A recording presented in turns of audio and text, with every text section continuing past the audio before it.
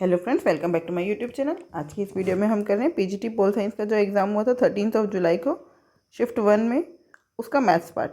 Let's get started. Question number 1, a shopkeeper sold a book at a loss of 6%। If the selling price had been increase by ₹120, there would have been a gain of 18%। क्या बोल रहे हैं?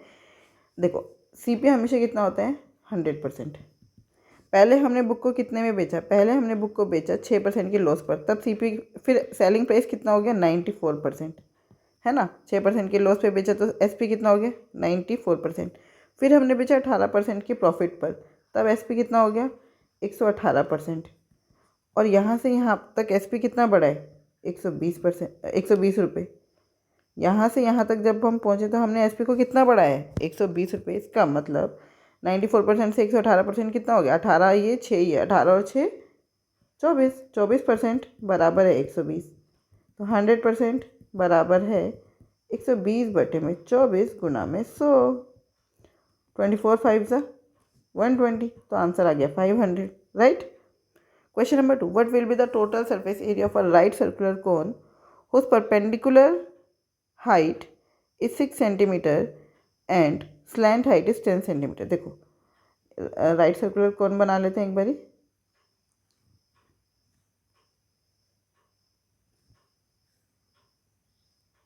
थोड़ा अच्छा सा नहीं बना, लेकिन परपेंडिकुलर हाइट उन्होंने इसकी बात की है। ये दी है हमें 6 और ये स्लैंट हाइट ये दी है 10। तो रेडियस कितना हो गया? देखो, अगर मैं इन दोनों में से 2 कॉमन ले लूँ तो ये है 3, ये है 4। ट्रिपलेट किसका होता है? 3 2 और 5 का। ट्रिपलेट किसका होता है? 3 2 और 5 का। तो अब ये जो 3 और 5 से 2 से मल्टीप्लाई थे, तो इसको भी 2 से मल्टीप्लाई कर दो, तो ये हो गया 6, ये 4, ये 10। तो ट्रिपलेट हो गया 6 4 और 10 का। तो ये रेडियस ऑटोमेटिकली कितनी आ गई? 4। नहीं समझ आए तो भाई पाइथागोरस थ्योरम में तो लगा रहे हैं। 10 का स्क्वायर माइनस 6 का स्क्वायर बराबर है आर का स्क्वायर। ये कर देना। आर स्क्वायर बराबर 100 माइनस 36 कितना हो? 10 में से 6 गया 4, और 10 में से 6 गया 4, 9 में से 3 गया 64। 64 का मतलब 8 का स्क्वायर। अरे 8 का क्या होता है ट्रिपलेट? 3 4 और 5, सॉरी 3 4 और 5। मैंने 2 कहाँ से लिख दिया था भाई? तो 4 का डबल कितना हो गया? 8। अच्छा, वो निकाल के देख लिया हमने। तो आर की वैल्यू कितनी आ गई? 8। आर कितना आ गया? 8। रेडियस आ गई हमारे पास। तो टोटल सरफेस एरिया क्या होगा? Curved surface area pi r l, नीचे area of base plus pi r square, right. बस अब निकाल दो। पाई कॉमन ले लो, पाई आर कॉमन ले लो। ब्रैकेट में क्या आ गया? L plus are. पाई की जगह बोला 3.14 रखिए, आर की जगह 8, एल की जगह 10, आर की जगह 8।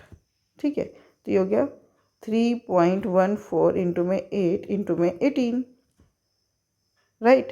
तो अब आप देख लीजिए, पॉइंट में आंसर आएगा, लेकिन यहाँ पे है 452.16, यहाँ पे है 552.16। सम ऑफ डिजिट कर लेते। 8 और 1 9, मुझे 9 दिख रहे हैं। जहाँ पर भी सम ऑफ डिजिट 9 है वही आंसर है। 5 4 9, 6 7 8 9, 5 5 10, 10 का मतलब 1, 2 और 1 3, 6 3 9, और यहाँ पे 1 आ रहा है, इसका मतलब यही आंसर है, right. Question number 3, find the volume of a cylinder whose diameter of base is 14 centimetre and height is 16 centimetre. देखो, बेस का डायमीटर है 14, तो रेडियस कितनी हो गई? 7। अब आपको वॉल्यूम निकालनी है। वॉल्यूम क्या होती है? ये वाला पेपर थोड़ा सा इजी सा लग रहा है ना। वॉल्यूम क्या होती है? मैंने आपको बताया था, बेस एरिया इंटू में हाइट। बेस में क्या होता है? Circle, pi r square h. तो 22/7 इंटू में आर कितना है? 7 इंटू में 7 इंटू हाइट कितनी है? 16। 7 से 7 कैंसिल। बट अब देखिए, यूनिट डिजिट तो सबका ही 4 है। सम ऑफ डिजिट देख लेते हैं। 2 और 2 4, गुना में 7, जमा में 6 और 1 7। अब ये डिजिट, सम ऑफ डिजिट लिए ये मैंने। अब आप ये मत किया ना मैम ये 16 का 7 कैसे बना दिया। अब मैं क्या कर रही हूँ? सम ऑफ डिजिट्स निकालना चाह रही हूँ। सम ऑफ डिजिट्स। 7 4 28, 28 का मतलब 2 और 8 10, 10 का मतलब 1, 7 1 7। सम ऑफ डिजिट आ रहा है 7। तो अब हम देख लेते हैं 7 कहाँ पे आ रहा है। 4 3 7, 7 और 7 14, 14 का मतलब 5, 5 और 1 6, यहाँ पे आ रहा है 6। यहाँ पे देखिए 8 और 1 9, हट गया, 4 3 7 आ रहा है यहाँ पर, ये 9 तो अपने आप में कैंसिल हो गया, 4 3 7 और 1 8 आ रहा है, 6 3 9 हट गया, 4 और 1 5 आ रहा है, तो 7 कहाँ पे आ रहा है, सेकंड पर। 10,834 is the right answer. Question number 4. Two pipes P and Q can fill a cistern in 4 hours. If pipe P alone can fill the cistern in 20 hours, then how long would pipe Q alone take to fill the cistern? देखो ये P है, ये Q है, ये 4 घंटे लेता है, P नहीं, क्या बोल रहे हैं, P and Q together, P plus Q together, ये 4 घंटे लेता है, P जो है वो 20 घंटे लेते हैं, राइट। तो टोटल हमने ले लिया काम 20 यूनिट। पी अकेले कितना कर रहे हैं 1 यूनिट, क्यू कितना करें हमें पता नहीं है, पी प्लस क्यू कितना करें 5 यूनिट, है ना। देखो टोटल काम हो रहा है एक दिन में 5 यूनिट, उसमें से 1 यूनिट कर रहा है पी, तो बाकी की जो यूनिट्स हैं वो कौन कर रहा होगा, क्यू। 4 यूनिट, टोटल काम है 20, रोज़ क्यू करता है 4 यूनिट, तो कितने दिन में काम खत्म कर देगा, 5 दिनों में। 5 is the right answer. Question number 5. Teja can complete a piece of work in 8 days while Vikram can do the same work in 18 days. If they work on alternate days starting with Vikram, in how many days will they complete the work? देखो तेजा विक्रम, तेजा 8 दिनों में काम पूरा कर सकता है या कर सकती है, और विक्रम जो है वो 18 दिनों में काम पूरा कर सकता है। तो हम मान लेते हैं टोटल वर्क हो गया, कितना हो गया, 8 और 18 का एलसीएम ले लो, तो ये हो गया 2 इंटू 4 होता है 8, 2 इंटू 9 होता है 18, तो 2 एक बार ही आ गया, 4 इंटू 9, 9 4 36, 36 टू द 72, तो ये हो गया 72। तो यहाँ पे आ गया 9 और यहाँ पे आ गया 4। इसका मतलब तेजा जो है वो रोज़ 9 यूनिट काम कर रही है और विक्रम जो है वो रोज़ 4 यूनिट काम कर रहा है। अब ये दोनों साथ में काम नहीं कर रहे, ऑल्टरनेट डे में काम कर रहे हैं। इसका मतलब 2 डेज़ में कितना काम हो रहा है, 9 और 4 13, 2 डेज़ में कितना काम हो रहा है 13 यूनिट्स। अब 13 के 72 के आसपास 13 के टेबल में क्या आता है, 13 5 65, है ना, तो इसको भी 5 से मल्टीप्लाई कर दो। इसका मतलब 10 डेज़ में कितना काम हो गया 65 यूनिट्स, है ना। इसका मतलब किसका काम हो गया, कितना काम हो गया 65 यूनिट्स। अब हमने विक्रम से स्टार्ट किया था, है ना, स्टार्टिंग विद विक्रम, तो इसका मतलब विक्रम प्लस तेजा करके ऐसे ऐसे चलता जा रहा था। तो अभी तेजा पे ख़त्म हो गया, 65 यूनिट काम हो गया। अब किसकी टर्न आएगी, विक्रम की। अब किसकी टर्न आएगी, विक्रम की। तो विक्रम की जब टर्न आएगी तो 1 डे और लगेगा और विक्रम कितना काम कर देगा 4 यूनिट। इसका मतलब 11 डेज़ में कितना काम हो जाएगा 69 यूनिट। 11 डेज़ में कितना काम हो जाएगा 69 यूनिट। अब कितना काम बचा, देखो 72 में से 69, 3 काम बचा। अब कौन आएगी, तेजा, और वो एक दिन में 9 यूनिट काम करती है, तो 3 यूनिट काम करने में कितना टाइम लगेगा 3/9 डेज, 3 1 3 3 3 9, तो मतलब 11 पूरे दिन लगेंगे, 1/3 बस काम खत्म हो जाएगा। 3rd is the right answer. Question number 6. The average of 3 number is 20 if 2 numbers are 14 and 26, third number is. Simple सा है, आप डेविएशन देखो, आप मान लो थर्ड नंबर भी 20 है, 14 में 20 से कितना कम है 6, 26 में कितना ज़्यादा है 6, डेविएशन कितना हो गया 0। इसका मतलब थर्ड नंबर अपने आप में पूरा है 20 ही है, राइट। डेविएशन देखना था आपको, जितना आता वो हम माइनस में आता तो थर्ड नंबर में से माइनस कर देते, प्लस में आता तो थर्ड नंबर में प्लस कर देते। आया कितना 0, इसका मतलब आपका थर्ड नंबर कितना है, एज इट इज़ है 20, right. Question number 7. A scheme like buy 19 get 1 free on some kind of article with marked price attracts %% discount. अब आप बताइए मुझे कितना % उस पर डिस्काउंट है। देखो बाय 19 गेट 1 फ्री, इसका मतलब क्या है, आपकी जेब से कितने जा रहे हैं, सबका मान लो ₹1 जो है ना वो मार्क प्राइस है, तो आपके पास से कितनी चीज़ें जा रही हैं, MP हो गया 20, है ना, और आप कितना फ्री दे रहे हो 1, तो डिस्काउंट कितना हो गया 1/20, बस इंटू में 100 कर दो, 25 × 100, 5% डिस्काउंट हो गया। Mark price by 19 get 1 free, आपके पास से कितनी चीज़ें गई 20, डिस्काउंट कितने पे मिल रहा है 1 का, 20 पर कितने का डिस्काउंट है 1 का, तो बस 1/20 × 100 करेंगे सीधा सीधा।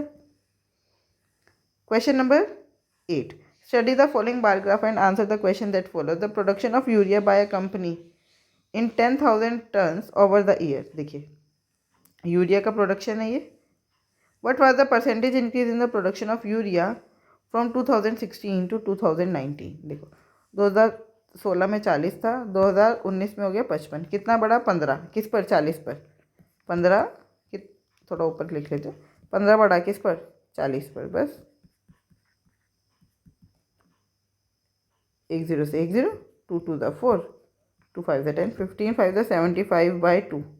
कितना आ गया? 37.5%। Right, first one is the right answer. First one is the right answer. Question number 9.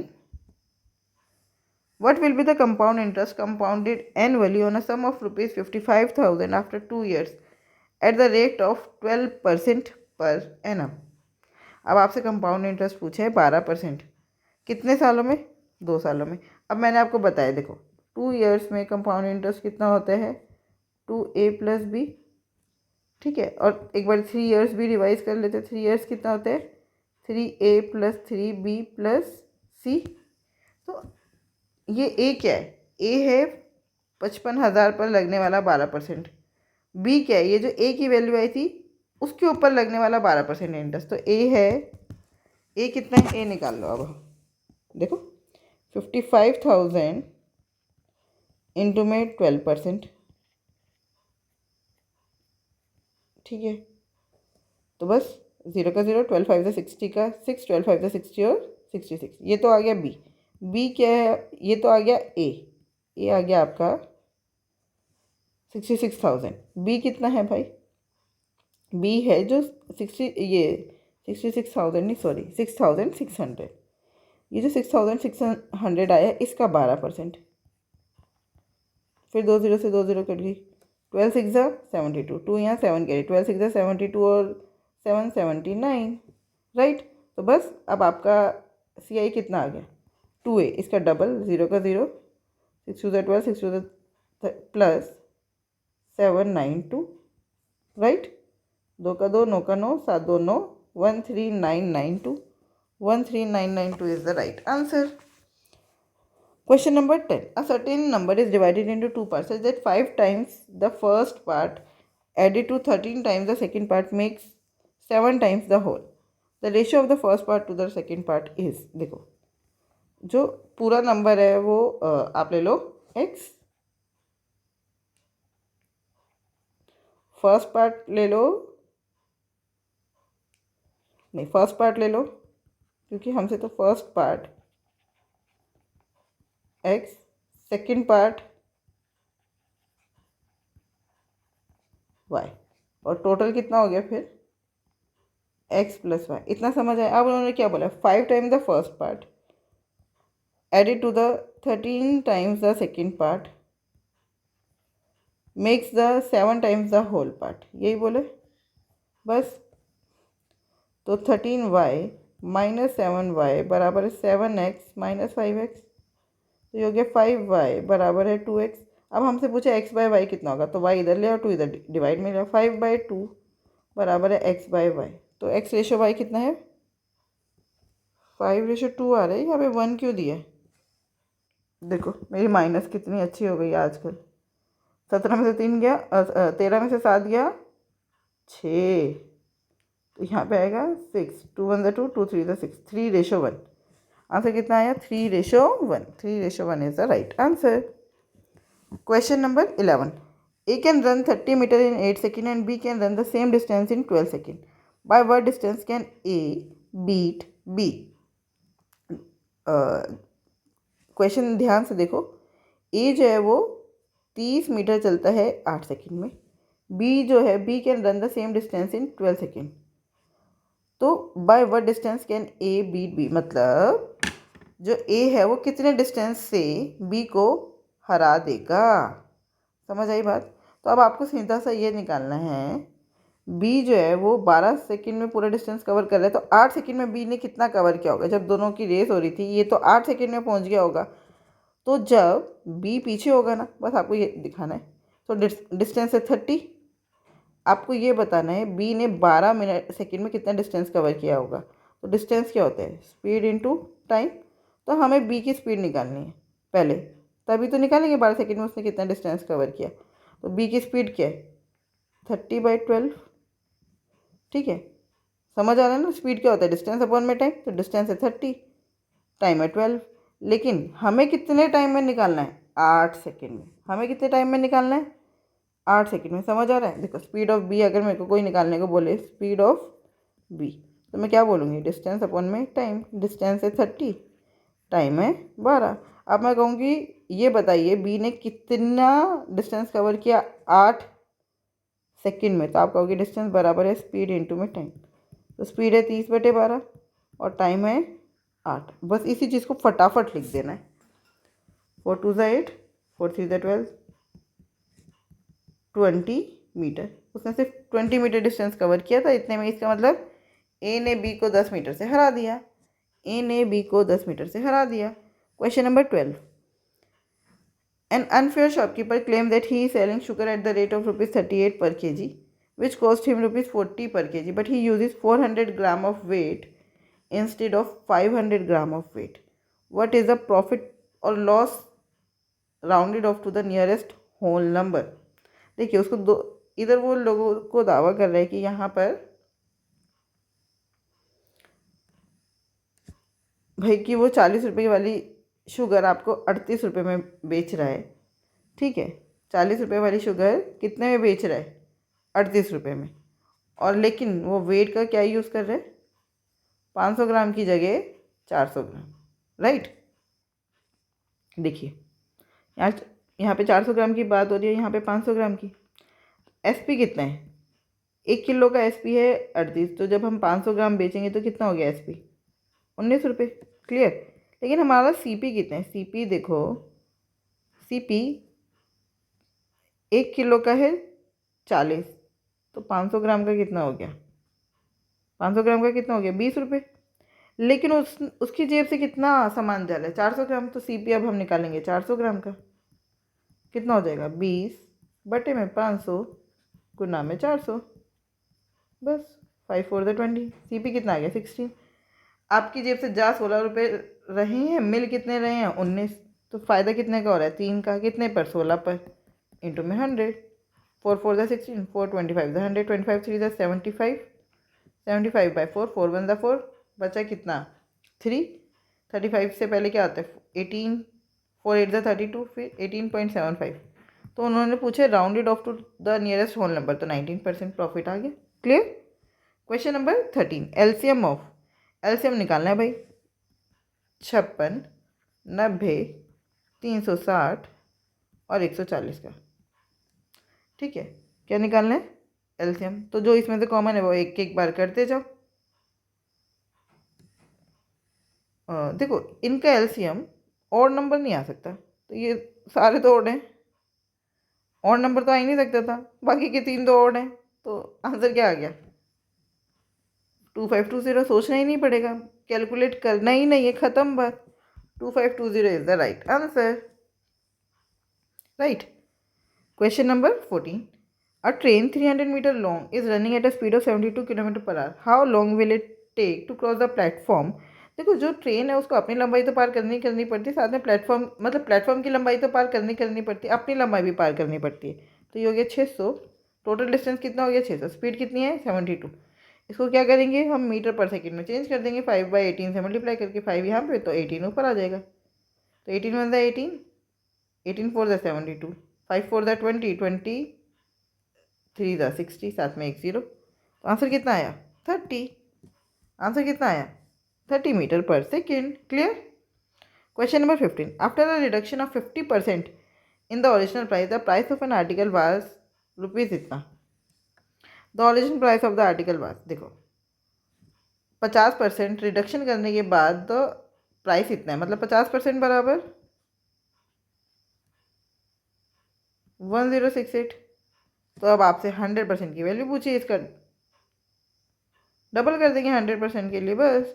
8 to the 16 का 1, 6 to the 12, 13 का 1, 2 1 2, 2136 is the right answer. Question number 16। A, B and C started a business by investing rupees 20,000, 28,000 and 36,000 respectively. After 6 months, A and B withdrew an amount of rupees 8,000 each and C invested an additional amount of 8,000. All of them invested for an equal period of time. If at the end of the year C got rupees 12,575 as his share of profit, then what was the total profit earned? तो पहले आप profit sharing ratio निकालोगे.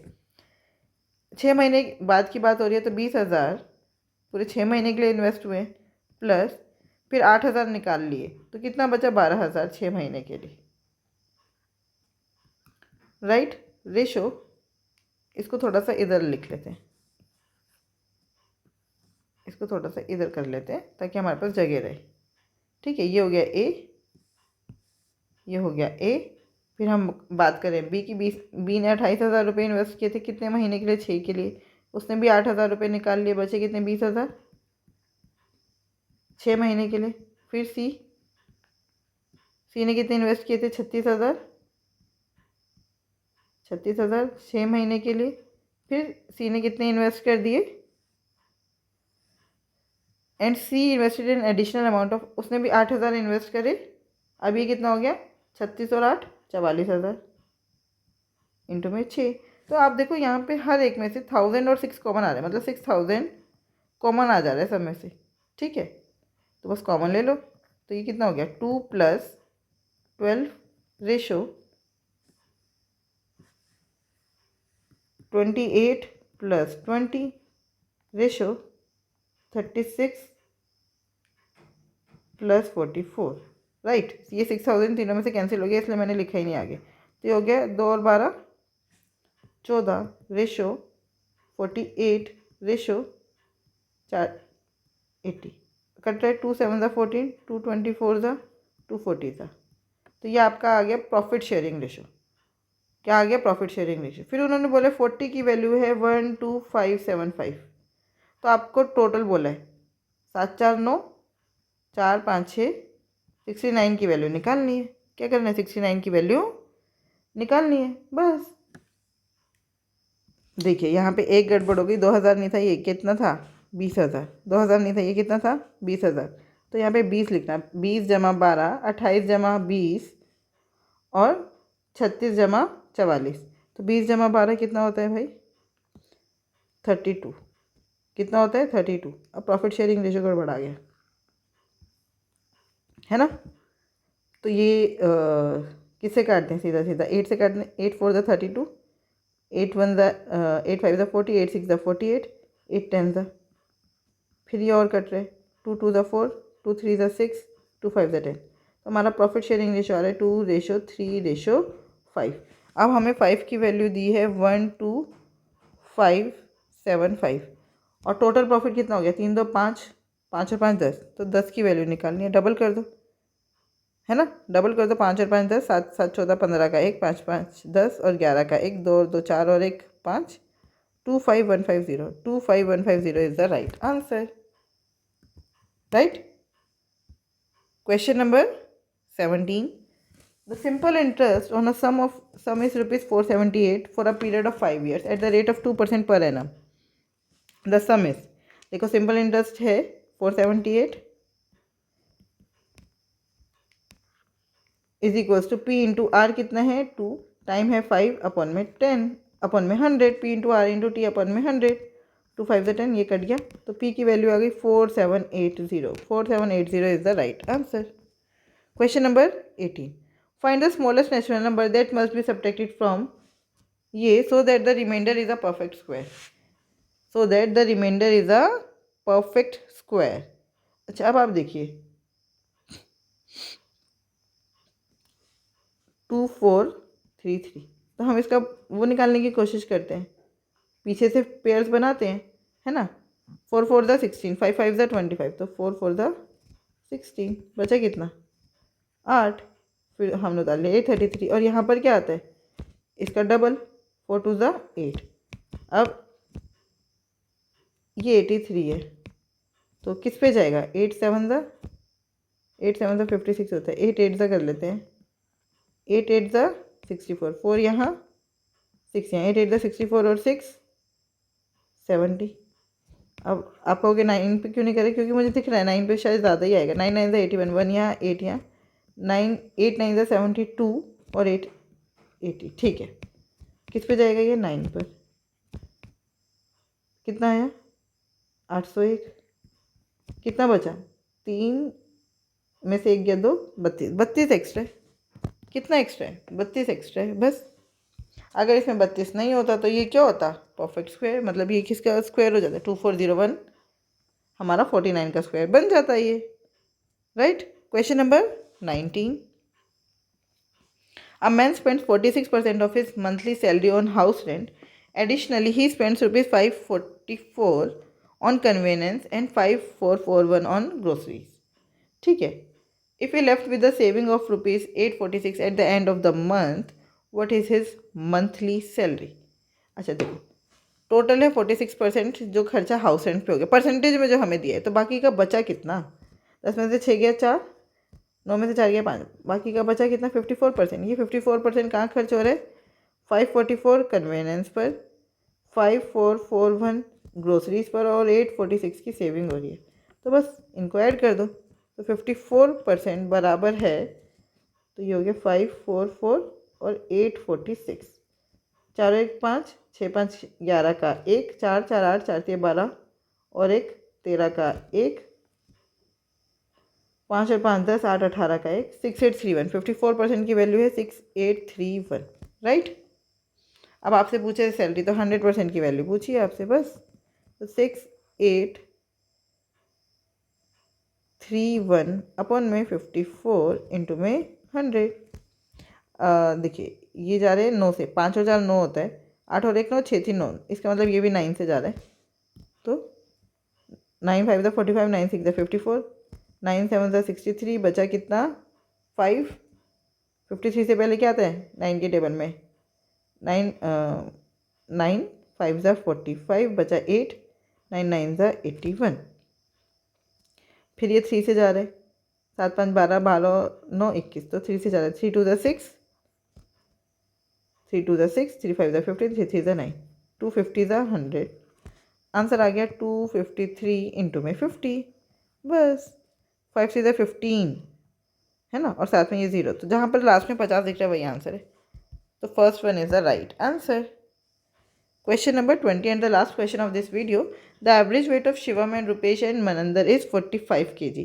If the average weight of Shivam and Rupesh is 38 kg and that of Rupesh and Manandar is 49 kg, then the weight of Rupesh is. तो हम मान लेते हैं रुपेश का भी एवरेज वेट कितना है 45, रुपेश का एवरेज वेट कितना है 45, हमने ऐसा मान लिया और उसको इसमें ऐड कर दिया। तो अब ये हो गया शिवम प्लस रुपेश प्लस मनंदर, उनका एवरेज वेट कितना हो गया 45। ठीक है, अब हम देखते हैं शिवम और रुपेश का एवरेज वेट कितना है 38, 45 से कितना कम है 7 कम है, कितने पर 2 लोगों पर। फिर रुपेश और मनंदर का एवरेज वेट कितना है 49, कितना ज़्यादा है 4, कितने लोगों पर 2 लोगों पर, -14 + 8 कितना हो गया ये -6, मतलब 6 की अभी भी क्या है 6, हमने जो 45 लेट किया था उसमें से हमें 6 क्या करना पड़ेगा माइनस, क्योंकि 6 जो है वो हमारा नेगेटिव में आ रहा है, डेविएशन जो आ रहा है वो हमारा नेगेटिव में आ रहा है ना, मतलब उसको एडजस्ट करने के लिए क्या करना पड़ेगा 45 में से माइनस कर दो, तो आंसर आ गया 39। 39 इज़ द राइट आंसर। जो हमारा डेविएशन आया है एवरेज से कितना कम कितना ज़्यादा आया है, वो कितना आया है 6 कम आया है, तो 6 जो कम आया है वो क्या कहाँ से एडजस्ट करेंगे वो 45 में से, तो 45 में से 6 को माइनस कर दो। आई होप ये 20 क्वेश्चन आपको बहुत अच्छे से समझ आए होंगे। फिर भी कोई डाउट है तो आप मुझसे जुड़ सकते हैं @maths PS1 टेलीग्राम चैनल पर। Thank you, keep learning, keep practising.